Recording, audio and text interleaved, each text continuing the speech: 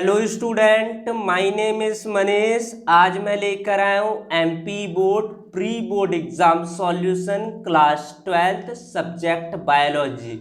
आज मैं डिस्कस कर रहा हूँ कक्षा 12वीं विषय जीव विज्ञान के क्वेश्चन पेपर का सॉल्यूशन लेकर आया हूँ। स्टूडेंट से रिक्वेस्ट है कि वीडियो को लाइक और शेयर करना ना भूलें। जो लोग यूट्यूब पर नए हैं चैनल को सब्सक्राइब कर लीजिए, बेल नोटिफिकेशन आइकॉन को प्रेस कर दीजिए ताकि नोटिफिकेशन प्रॉब्लम्स ना हो। स्टूडेंट इसके पीडीएफ को अर्ली सून टेलीग्राम चैनल के थ्रू डाउनलोड कर सकते हैं। टेलीग्राम चैनल का लिंक मैंने डिस्क्रिप्शन पर अपडेट किया है। चूज द करेक्ट आंसर, सही विकल्प चुनकर लिखिए। प्रश्न क्रमांक पहला है, निषेचन क्रिया फर्टिलाइजेशन क्रिया आपकी होती है। एक नर युग्मक का अंडाणु से संयोजन होता है। एक नर युग्मक का अंडाणु से संयोजन निषेचन की क्रिया कहलाती है आपकी। प्रश्न क्रमांक 2 है, मनुष्य के अनिषेचित अंडाणु में होता है। तो अनिषेचित अंडाणु में होता है मानव के एक एक्स गुणसूत्र होता है। प्रश्न क्रमांक 3 है, कैंसर का संबंध होता है। तो ये ए ऑप्शन इसका करेक्ट होगा, ऊतकों की अनियंत्रित वृद्धि से होता है। प्रश्न क्रमांक 4, चाय में पाए जाने वाला उत्तेजक पदार्थ है। तो चाय में पाए जाने वाला उत्तेजक पदार्थ कैफीन होता है, इसका सी ऑप्शन करेक्ट होगा। प्रश्न क्रमांक 5, आनुवंशिकी अभियांत्रिकी में डैश आणविक कैंची की तरह प्रयोग किया जाता है। तो इसका डी ऑप्शन रेस्ट्रिक्शन एंडोन्यूक्लिएज इसका आंसर होगा। प्रश्न क्रमांक 2, फिल इन द ब्लैंक्स, रिक्त स्थानों की पूर्ति कीजिए। प्रश्न है, एक नर एवं मादा युग्मक डैश होते हैं। तो ये अगुणित होता है। दूसरा है आपका गोनेरिया के डैश के द्वारा होता है। तो गोनेरिया आपका होता है निसेरिया गोनेरी के द्वारा होता है। एक बार फिर से आप याद रखेंगे, निसेरिया गोनेरी द्वारा होता है गोनेरिया। उत्परिवर्तन की इकाई डैश होती है। तो उत्परिवर्तन की इकाई न्यूटन होती है। उसके बाद चौथा मानव निर्मित इंसुलिन है। तो यहाँ पर आपको लिखा गया है विश्व पर्यावरण दिवस डैश को मनाया जाता है। तो विश्व पर्यावरण दिवस 5 जून को मनाया जाता है। सही जोड़ी बनाइए। मैच द फॉलोइंग, वैसेक्टोमी को आप मैच करेंगे पुरुष बंधीकरण से। लिंग गुणसूत्र आपका होता है एक्स तथा वाई से मैच करेंगे। जीन अभियांत्रिकी डीएनए में सकारात्मक परिवर्तन। नाइट्रोजन स्थिरीकरण जीवाणु राइजोबियम। इंटरफेरॉन को आप मैच कर लेंगे प्रतिविषाणु प्रोटीन से। उसके बाद एक शब्द में उत्तर दीजिए बच्चों। मनुष्य के शुक्राणु में कितने ऑटोसोम होते हैं? तो मनुष्य के जो शुक्राणु होता है स्पर्म होते हैं उसमें कितने ऑटोसोम्स होते हैं? तो इसका आंसर होगा 22 होते हैं आपके शुक्राणु। आरएनए के शर्करा का नाम लिखिए। तो आरएनए का शर्करा का नाम होता है आपका राइबोस शर्करा होता है। आईपीएम का पूरा नाम बताना। आई मतलब होता है इंटीग्रेटेड पेस्ट मैनेजमेंट होता है आपका। जीएमओ का पूरा नाम होता है जेनेटिकली मॉडिफाइड ऑर्गेनिज्म होता है आपका। जेनेटिकली मॉडिफाइड ऑर्गेनिज्म होता है जीएमओ का फुल फॉर्म। लाइकेनों में सहजीवी रूप से कौन से 2 जीव पाए जाते हैं? तो शैवाल और कवक पाए जाते हैं। अनिषेक जनन क्या होता है, किसे कहते हैं? तो अनिषेक जनन क्या होता है? मादा युग्मक का नर युग्मक से संयोजन ना होने पर भी यदि भ्रूण विकास हो रहे हो तो इस प्रक्रिया को अनिषेक जनन कहते हैं।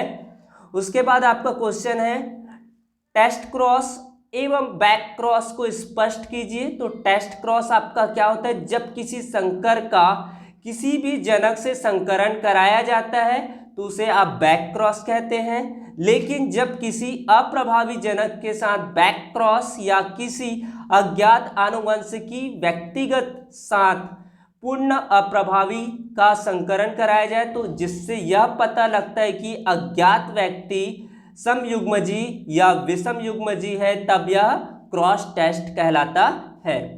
उसके बाद 7वां प्रश्न है स्टूडेंट, मेंडल द्वारा प्रयोगों के लिए मटर के पौधे को चुनने के 2 कारण बताइए।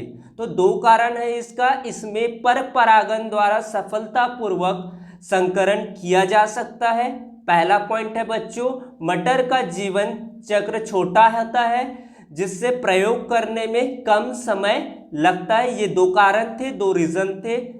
जेनेटिक कोड क्या होता है? एमआरएनए में उपस्थित 3 न्यूक्लियोटाइडों के अनुक्रम को जो प्रोटीन अणुओं को कोड करते हैं आनुवंशिक कोड कहलाते हैं या जेनेटिक कोड कहते हैं। जीन बैंक से आप क्या समझते हैं? तो जीवों के जीन्स को अथवा संश्लेषित अवस्था में संरक्षित करने वाली संस्था या स्थान को जीन बैंक कहते हैं। इसके अंतर्गत जीवों की कोशिकाओं में पाए जाने वाले आनुवंशिक पदार्थ डीएनए का संरक्षण किया जाता है।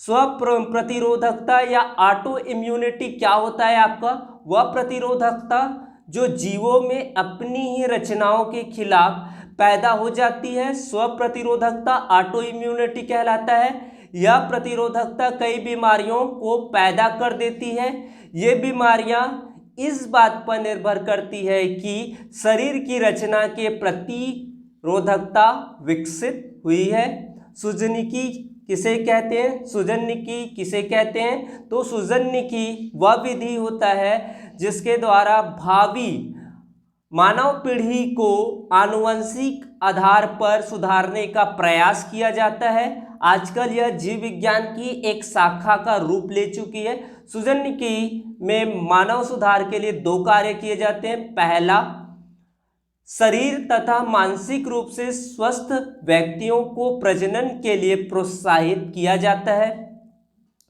जैव उर्वरक किस प्रकार से मृदा की उर्वरता को बढ़ाता है? ये 12वां प्रश्न है, इसका उत्तर लिखा गया है। इसे आप चाहे तो स्क्रीनशॉट ले लीजिए या फिर इसके पीडीएफ को आप डाउनलोड कर लीजिए टेलीग्राम चैनल के थ्रू। इसका लिंक मैंने अपडेट किया है। उसके बाद आपका 13वां प्रश्न है, टीआई प्लाज्मिड क्या होता है? एओबैक्टीरियम ट्यूमीफेरियंस नामक जीवाणुओं में पाए जाने वाली विशिष्ट प्लाज्मिड्म जो कि द्विबीजपत्री पौधों में संकरण पश्चात ट्यूमर निर्माण को अभिप्रेरित करता है, प्लाज्मिड कहलाता है आपका। यह जीन अभियांत्रिकी में वाहक का भी कार्य करता है। सहजीविता से आप क्या समझते हैं? ये 14 नंबर का प्रश्न है। उसके बाद है आपका प्रश्न क्रमांक 15, एम्यूनोसिंथेसिस क्या होता है? एम्यूनोसिंथेसिस क्या होता है इसके बारे में आपको बताना है। तो इसके द्वारा आप क्या पता कर सकते हैं? गुणसूत्रीय असामान्यता जैसे कि डाउन सिंड्रोम, फिलाडेल्फिया सिंड्रोम, एडवई सिंड्रोम और उपचयन अनियमितताएं जैसे कि पीकीओ, क्रिटेनिज्म और एल्पटोनुमरिया। उसके बाद तीसरा पॉइंट में आप लिंग गुणसूत्र की परीक्षण में इसका प्रयोग किया जाता है। एम्नियोसेंटेसिस का एल्पटोनुमरिया का उपयोग होता है। एड्स की रोकथाम के उपाय आप बता सकते हैं। इसको ज़्यादा डिटेल में समझने की ज़रूरत तो आप लोगों को ज़रूरत होगी नहीं स्टूडेंट। बायोपायरेसी के बारे में आपको डिटेल बताना है। तो बायोपायरेसी क्या होते हैं?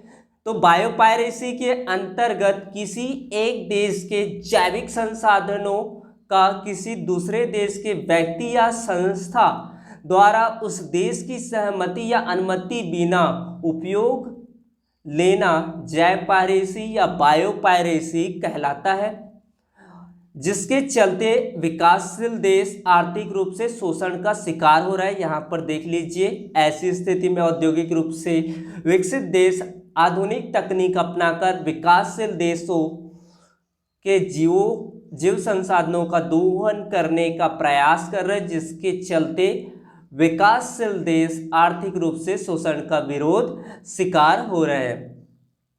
उसके बाद 18वां प्रश्न है बच्चों, डीएनए तकनीक के महत्व एवं उपयोग को आपको बताने हैं। तो पुनर्योगज डीएनए तकनीक या जीन क्लोनिंग के द्वारा हमें वांछित गुणों वाले जीनों को अन्य जंतु व पौधों में प्रत्यारोपित करके इसकी अच्छी किस्म तैयार करने की सफलता प्राप्त हुई है। इस तकनीक के द्वारा आनुवंशिक रोगों का भ्रूणीय अवस्था में ही पता लगाया जा सकता है।